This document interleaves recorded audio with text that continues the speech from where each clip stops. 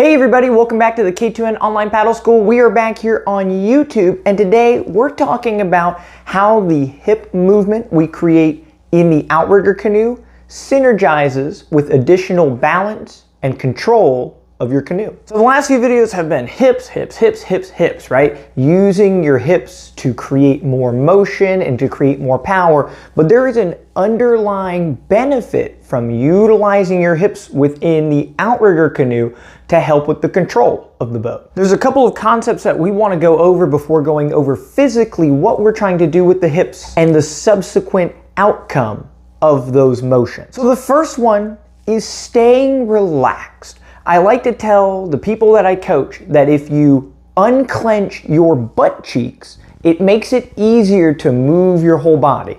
When you are gripped by fear, the first thing that you're going to do is to tighten up all your muscles. It is a defense mechanism that we have instinctually to defend ourselves from predators or other dangers. So when those muscles tense up, the motion that we can create through the body in a fluid and dynamic way goes right out the window. So you can try when you sit, if you clench your butt cheeks, you can't really move your hips because all these muscles are super tight. You have to unclench your butt cheeks so you can move your hips and pump your legs and move fluidly. I love using that term because inherently there's some comedy in there of clenching up your butt, but it's a literal thing, right? You want to try and relax the muscles associated with your hips so you can move better. The second part of fear in the boat is our target fixation and how we fulfill the destiny that our fear is creating. So what that means is when you're in a canoe and you don't want to fall into the water, you are target fixating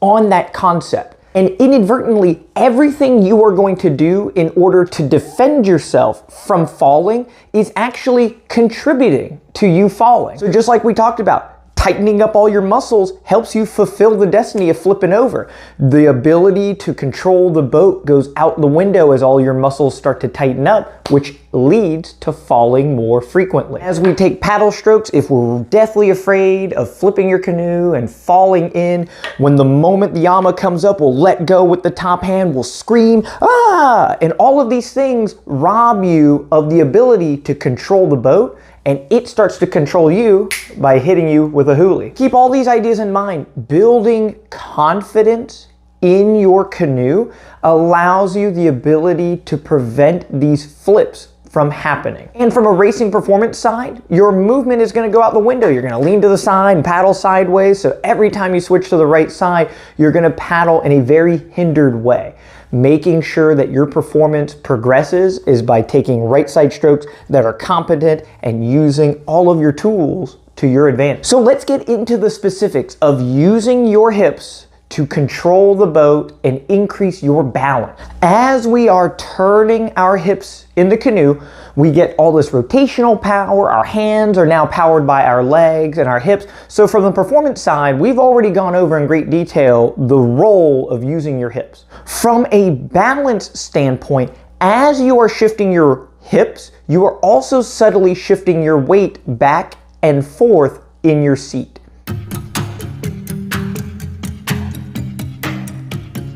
As my right knee is forward and my right hip is forward, and as I set up for a stroke here on the right side, more of my weight is going to be on the right side of the canoe. As I complete this rotation, once I get into the middle of the stroke, my hips are level, right? They're side by side and my weight is distributed evenly on the seat. And as I complete the stroke, if I push my opposite side knee and hip forward and turn into the stroke, my weight is now on my left sit bone.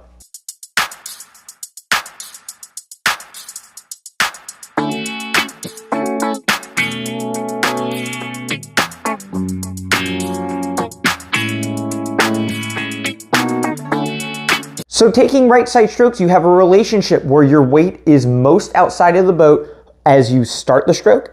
It transitions into the boat halfway through, and it transitions all the way onto the Ama side as you complete the stroke. So rotating your hips to a maximum shifts your weight onto the Ama side each time.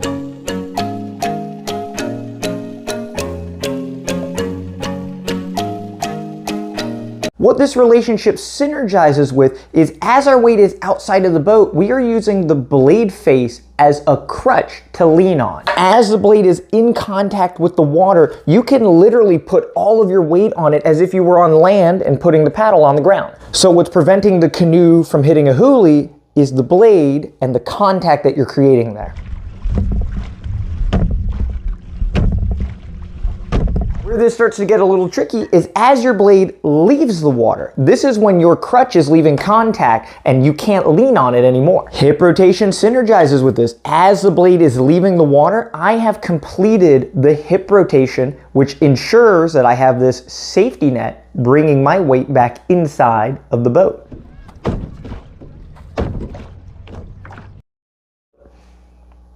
As I set up the next stroke, my weight is starting to go to the outside, the blade tip touches the water, and all of this contact with the blade in the water is protecting me.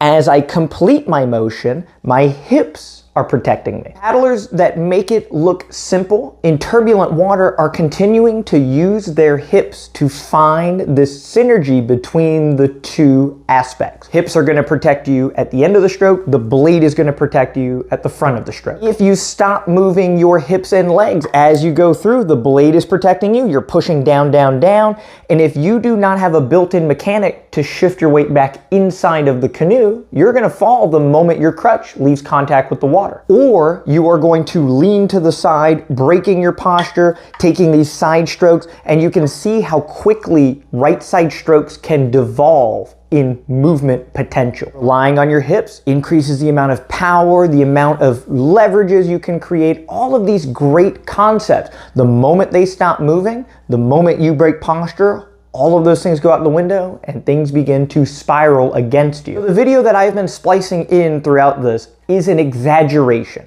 As you are paddling, you don't literally need to pop the ama up and down and slap the water. You want it just skimming right on the surface of the water. But doing the exaggeration is a great drill to show your mastery of the control of the boat and your comfort in staying relaxed as the ama starts to come up.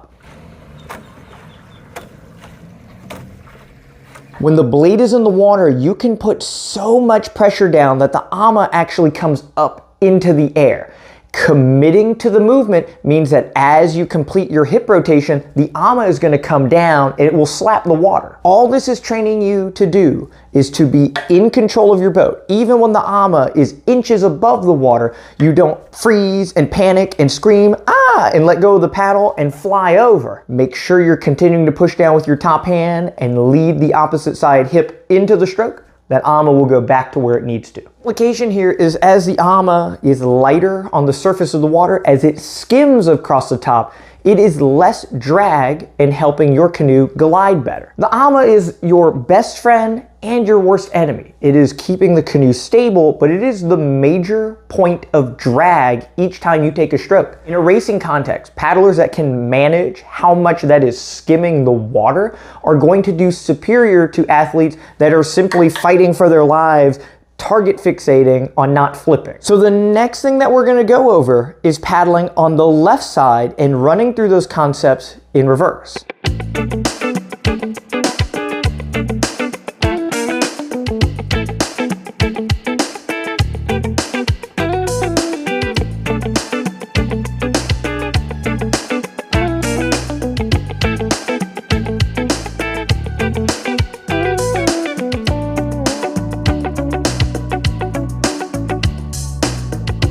Excellent. I hope that has been helpful in identifying what you can do to increase your performance as well as minimize how much you're going swimming. Practice makes perfect. Forcing yourself to traverse through those uncomfortable moments in a controlled, low-stakes environment increases your confidence and brings all of these ideas together. On the K2NOnlinePaddleSchool.com, we have drills that go in a lot more depth to help you with your boat comfort. Bracing, flying the ama are all extensions of using your hips to your advantage to control your canoe and become one with what you're trying to do. Being part of the online school also opens up the opportunity to work one-on-one with me. If you ever have questions, you can send me videos. If you ever have questions, I am here 24/7 to answer them and help you understand these concepts and implement them into your paddle game. Thank you all so much for checking this YouTube video out. The community here has been growing tremendously. Don't forget to check out the Paddle Pursuit podcast here every Monday. If you've made it this far into the video, I'm gonna leave you with a little 1-minute fun clip that I have created recently. If you're familiar with the Chatterjack race, you know that you sign up at midnight and the race sold out 2024 here in about 10 minutes. The Chatterjack crew identifies the first overall registration, so the fastest person gets a shout out. So naturally, me being the not very competitive person, have been aiming for this title multiple years. And I have been fortunate enough to win it twice in a row. And to add to the comedy, I made a short training montage for the registration aspect of the race. I'm gonna include that here. If you guys check it out, please let me know what you think in the comments. Thank you all so much, and we'll see you again next week.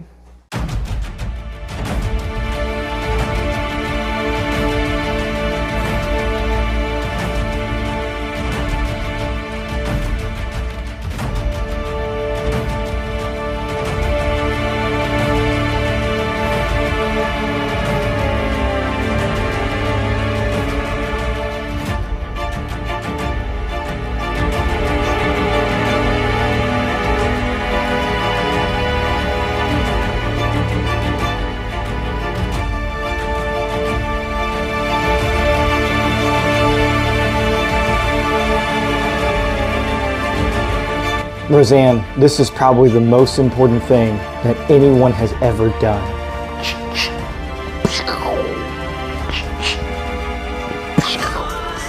I'm the two-time, consecutive years, two-time, not just 1 year and then 10 years later do the same thing. I'm talking back-to-back consecutive years.